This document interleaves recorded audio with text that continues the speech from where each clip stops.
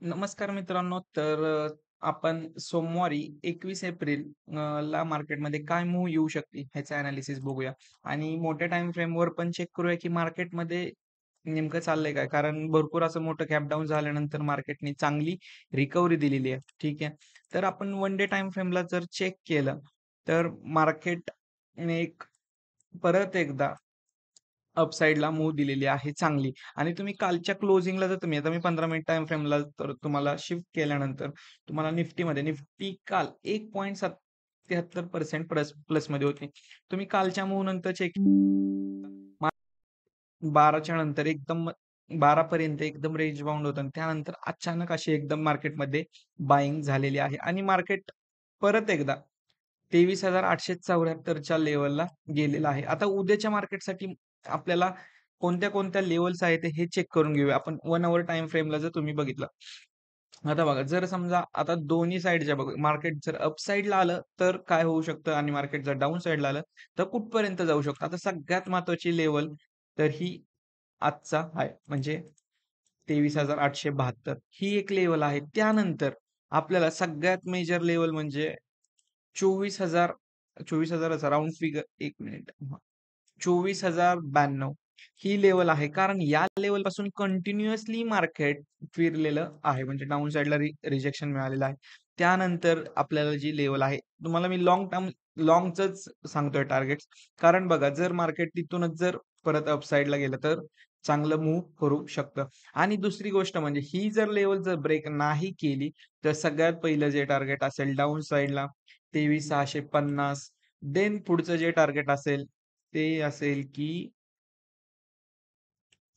23,440 आणि मी थोडेसे मोठे टार्गेट्स बघितले ते.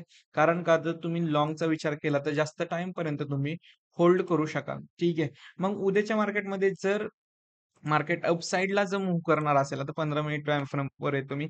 कारण बघा लास्ट टाईम सुद्धा मार्केट आहे ना याच लेव्हलपासून रिजेक्शन देत होतं आणि या टायमिंगला पण काय झालं की तिथूनच आणि या कधीचा आहे हे चार्ट ऑफ वेट 5 एप्रिलला. त्या जवळपास तिथूनच रिजेक्शन मिळालेलं आहे. त्यामुळे काय, की मार्केटनी जर समजा अपसाइडला जर मूव्ह केला, या लेव्हलपाशी अपसाइडला या लेव्हलच्या वरती जर क्लोजिंग दिली किंवा जर गॅप अप मार्केट ओपन झालं, तर मार्केट या लेव्हलला टेस्ट करून परत एकदा 24,000 ची लेव्हल ब्रेक करू शकतं. आणि डाउन साइडला जर समजा 23,656 ही पण एक स्ट्राँग लेव्हल होती. कारण त्या लेव्हलचा पण लवकर ब्रेकआउट मिळत नव्हता. सो ती लेव्हल जर ब्रेक झाल्यानंतर एक मार्केट 200 पॉइंटची तरी आरामात मूव्ह करू शकेल. 200 पॉइंट नाही. 200 पॉइंट असेल. हो, 200 पॉइंटची आरामात डाउन साइडला मूव्ह करू शकेल आणि त्यानंतर जे टार्गेट असेल ते 23,205 अशा ह्या निफ्टीसाठी लेव्हल्स आहेत. मी आता ही 15 मिनिट टाईम फ्रेमवर जर तुम्ही बघितलं, बरोबर. 15 मिनिट टाईम फ्रेमवर तुम्हाला चेक करू शकता तुम्ही. या आपल्याला लेव्हल्स असतील. ठीक आहे. त्यानंतर बँक निफ्टी. बँक निफ्टीमधले मी जरा ड्रॉ केलेलं आहे. रिमूव्ह आहे. ठीक आहे. 1 हॉवर टाईम फ्रेमला बघूया. 1 हॉवर टाईम फ्रेमला बँक निफ्टी आता ऑल टाईम हाय ब्रेक करायला आलेली आहे. मध्ये आपल्याला एवढा डाउन ट्रेंड दिसत होता, की म्हणजे मार्केट डायरेक्ट 2,000 4,000 पॉइंटनी मार्केट डाउन साइडला येत होतं. आता बघा, ही डायरेक्ट मार्केट आता बँक निफ्टी हे ऑल टाईम हाय ब्रेक करायला आलेली आहे.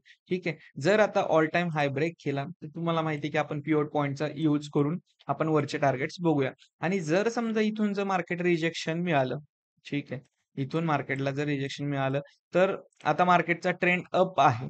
बरोबर आहे. म्हणजे की बायर्स त्यामध्ये एंटर केलेले आहे. त्यामुळे ट्रॅप न होता तुम्ही मार्केट कोणत्या दिशेला जाईल याचा आपण वेट केला पाहिजे. आणि त्यासाठी आपल्याला टार्गेट्स असतील. जर समजा डाउन साइडला जर मार्केटनी इथून रिजेक्शन मिळालं, तर छोट्याशा रिस्कवर तुम्ही ट्राय करू शकता. 53,906 ही एक म्हणजे एक 200-300 पॉइंट्सची आपल्याला एक रॅली मिळू शकते. देन त्यानंतर 53,314 आणि लास्टला जे असेल ती म्हणजे 52,881 आणि जर समजा अपसाइडला जर लेव्हल ब्रेक केला, चल चल बघूया, की आपण कशाचा पिव्होट पॉइंटचा यूज करतो बरोबर. पिव्होट पॉइंट स्टँड अप साइडला आपण मूव्ह जर बघितलं मी सेटिंग्स थोडंसं पटकन फास्टली चेंज करून करतो. ओके.